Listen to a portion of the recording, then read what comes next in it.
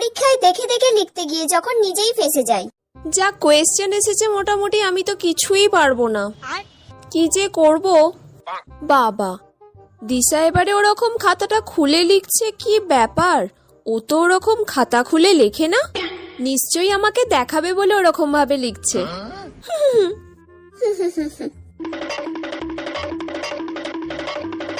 আজকে তো আমি সব কোয়েশ্চেনের অ্যান্সার দিয়ে দিয়েছি।